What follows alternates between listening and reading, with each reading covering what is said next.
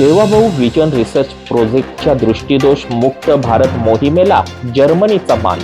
जर्मनची good vision कंपनीचे अधिकारी प्रोजेक्टच्या पाहणीसाठी कल्याणात.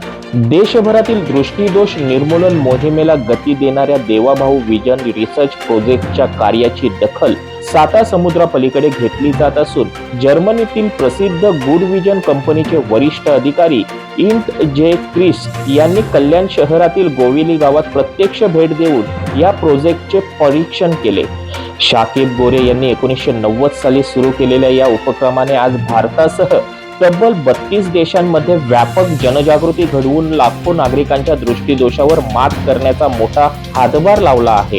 34 वर्ष निस्वार्थ सेवेतून उभा राहिलेला जागतिक विश्वास शाकिब गोरे यांनी कोणतेही अनुदान, शासकीय मदत किंवा शुल्क न आकारता मागील 34 वर्षापासून समाजातील सर्व स्तरांतील लोकांसाठी दृष्टी तपासणी आणि चष्मा वितरणाचे काम सुरू ठेवले आहे.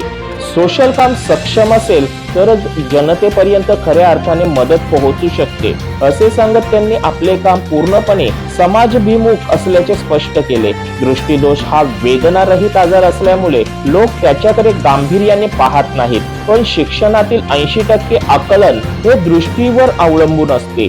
लहान व मोठ्या वयातील दृष्टीदोषाकडे दुर्लक्ष करणे भविष्यासाठी धोकादायक असल्याचे गोरे यांनी सांगितले. दृष्टीदोष निवारण क्षेत्रात 11 देशात काम करणारी गुड विजन ही प्रतिष्ठित जर्मन संस्था आहे. या संस्थेच्या अधिकाऱ्यांनी भारतात चालणाऱ्या देवाभाऊ विजन रिसर्च प्रोजेक्टच्या कार्याचा अभ्यास करण्यासाठी कल्याणातील गोविली महाविद्यालयाला भेट दिली. विद्यार्थ्यांची तपासणी, सर्वेक्षण पद्धती, उपचार प्रक्रिया, जनजागृती मॉडेल यांचा बारकाईने अभ्यास करून त्यांनी प्रकल्पाचे कौतुक केले.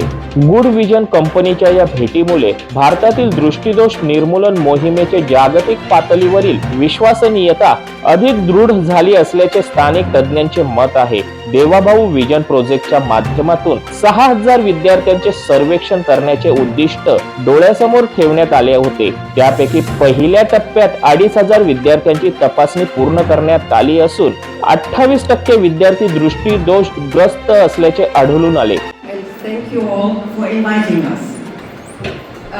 I can tell you, as I don't understand Marathi, I don't understand Hindi so much. I hope that I don't tell you twice, some things. But I can tell you something about our international organization. The name is Good Vision, and it was founded 12 years back by actually a teacher.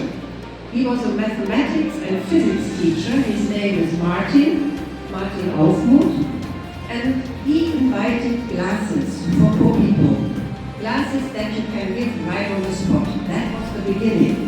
And then he sat there in Germany and he thought, how can I distribute these classes? And he started in Uganda, in Africa.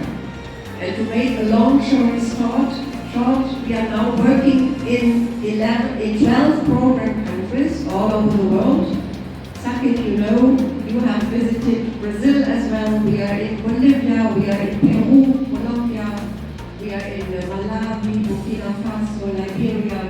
So we provide classes around the globe, and we have a very huge project. I would say our biggest project is here in India with my friends and colleagues in Odisha and in Jharkhand. So it's a very, very big project. We started in 2017 with only 10 people, and now we are more than 150.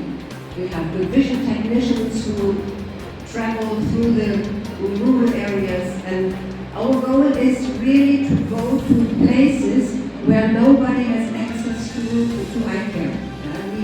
We don't want to go to fancy cities. We are also in Mumbai, but in Sakit. But in Odisha and Jharkhand, we are really going far outside to people who never had an eye test. And we are growing and growing. We also have some vision centers here in Jharkhand and Odisha. We are growing, and in Germany we try to collect the donations for the work, because it's, as you can imagine, very costly to drive all these long ways to these rural areas.